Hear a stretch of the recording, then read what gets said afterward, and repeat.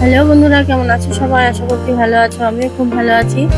শুভ দুপুর সবাইকে। তো আজকে চলে আসলাম ফুচকা বানাতে। তো বাড়িতে বানাবো ভেবেছিলাম, তো সেটা আর হলো না। তো মেয়ে অনেকদিন ধরেই বায়না করছিল যে মা ফুচকা খাবো। তো সেটা আর সময়ের অভাবে আর পারছিলাম না। তো যা গরম পড়েছে, তো কদিন আগেও বাংলায় শুনলাম যে 45 ডিগ্রি 46 ডিগ্রি গরম গরম পড়েছে। তো তাতে তো একদম পুরো মানে কি বলবো, বাংলাকে পাগল করে ফেলে দিয়েছে। আর এখন তো কদিন আগে দু একদিনের মধ্যে ঝড় বৃষ্টি হলো, বেশ এখন ঠান্ডা আছে। কিন্তু এখানে আমাদের এখানে ইউপিতে তো একদম মানে ঝলসে যাচ্ছে সবকিছু। এখন তো দুপুরবেলায় 45 ডিগ্রি চলছে। তো তোমাদের ওদিকে এখন গরম কেমন আছে অবশ্যই কমেন্টে জানিও। আর এদিকে দেখো, আলুটা আমি সিদ্ধ করে রেখে দিয়েছিলাম আগে থেকে। তো বড়মশাইকে বললাম তুমি মাখো, কারণ লঙ্কা ধরলে একটু হাতে জ্বালা করে, সেই জন্য ওনার কোনো প্রবলেম হয় না, সেই জন্য ওনাকে বললাম তুমি মাখাও। আর এদিকে তেঁতুলের জলটা আমি বানিয়ে রেখে দিয়েছিলাম।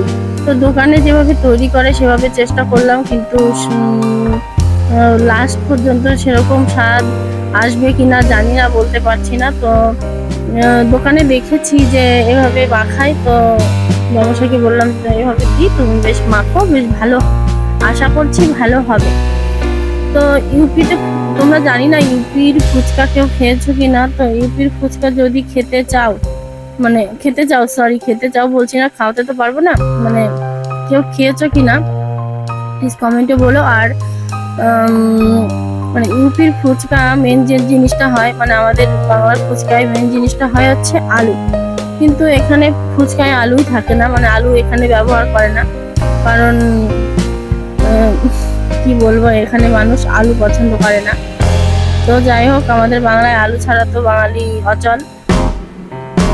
তো যাই হোক, তারপর মেয়েকে দেখো এখানে রেডি করে দিচ্ছিল মেয়ের বাবা। তো মেয়ে পেয়ে খুবই খুশি হচ্ছিল। তো একটু অন্যরকম হয়ে যায়, মানে অন্যরকম জানি না কেমন হয়ে যায়, যে একটু লজ্জা পায় না কি, নতুন কোনো জিনিস হাতে পেলে লজ্জা পায় না কি যে বলবে, ও নিজে বুঝতে পারে না।